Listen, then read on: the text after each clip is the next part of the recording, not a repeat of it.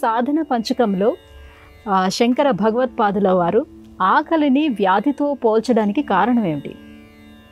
ఏ వ్యాధి అయినా మనలో అంకురించినప్పుడు ఔషధంతో ఆ వ్యాధి నయమవుతుంది, కొంతకాలం ఉపశమనము దొరుకుతుంది.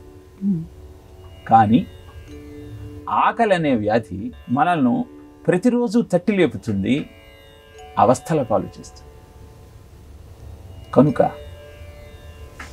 ఏ ఆకలి అయితే అనుక్షణము మనల్ని వెంటాడుతూ కార్యాచరణకు మనను పురికొల్పుతుందో, ప్రతినిత్యము ఏదో పని చేయటానికి మనకు ప్రేరణగా నిలుస్తుందో, ఆ ఆకలి వ్యాధిగా భావించి అన్ని బాధల కంటే మిక్కిలి బాధాకరమైనది అని పంచతంత్రం చెప్పినట్టు ఆ బాధ నుంచి బయటపడాలి అంటే ఆహారాన్ని ఔషధంగా స్వీకరిస్తూ ఆకలి అనే వ్యాధి నుంచి బయటపడుతూ అనుష్ఠానం అనే మార్గంలో మనం ప్రయాణించినప్పుడు జీవిత సార్థక్యం మన సొంతమవుతుంది అని తెలియచెప్పటమే ఆకలిని వ్యాధితో పోల్చటంలోని ఆంతర్యం. సాధనా పంచకంలో సాధకుడు అవలంబించాల్సినటువంటి విధి విధానాలన్నింటినీ తెలియజేస్తూ ఆహారం మీద వ్యామోహంతో అనవసర పనులన్నీ చేస్తూ అద్భుతమైన మానవ జీవితాన్ని వృధా చేసుకోవద్దు అన్న సత్యాన్ని తెలియజేశారు. అందుకే కంచి పరమాచార్యుల వారు ఒకరోజు భోజనానికి కూర్చున్న సమయంలో వంటవాడు తోటకూర పప్పు వేశాడు. అది చాలా రుచికరంగా ఉండటంతో ఈ పప్పు చాలా బాగుంది అన్నారు. అంతే, వంటవాడు ప్రతిరోజు ఆ శాకాన్ని వడ్డించటం ప్రారంభించాడు.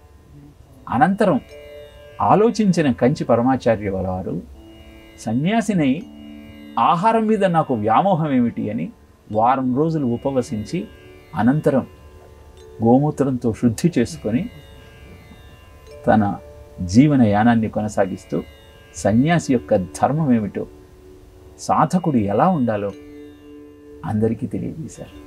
ఇలా మహాపురుషుల యొక్క ఆశ్రయంలో జీవితాలను ఎలా సంస్కరించుకోవచ్చో ఈ గాథలన్నీ మనకు తెలియజేస్తాయి. దుర్లభంచ త్రయమేదైదత్ దైవానుగ్రహేతుకం మనుష్యత్వం ముముక్షత్వం మహాపురుష సంశ్రయ అంటాడు ఆదిశంకరులు వివేక చూడామణిలో. మానవుడిగా జన్మించటం, బాగుపడాలన్న ఆలోచన కలగటం, మహాపురుషుల యొక్క ఆశ్రయం లభించటం, ఇవి మూడు పూర్వజన్మ సుకృతాలే, లేకపోతే లభించవు అని వివేక చూడామణిలో తెలియజేస్తూ, ఎక్కటి మానవ జన్మం వెత్తిన ఫలమేమున్నది వదలను సంసార సుఖము వదలను ఇంద్రియ భోగం. మానవ జన్మ ఎత్తిన తరువాత పరమార్థాన్ని గుర్తిస్తూ జీవనయానాన్ని కొనసాగిస్తూ మళ్ళీ జన్మించకుండా ఎలా ఉండాలో ఆలోచించాలి తప్పితే విషయ సుఖాల వంట పరిగెత్తుతూ ఏ జిహ్వ అయితే రెండు పనులను చేస్తూ మాట్లాడుతూ ఆహారాన్ని స్వీకరిస్తూ నిన్ను అతలాకుతలం చేస్తుందో అలాంటి జిహ్వను జయించగలిగితే జీవితం అద్భుతంగా ఉంటుంది.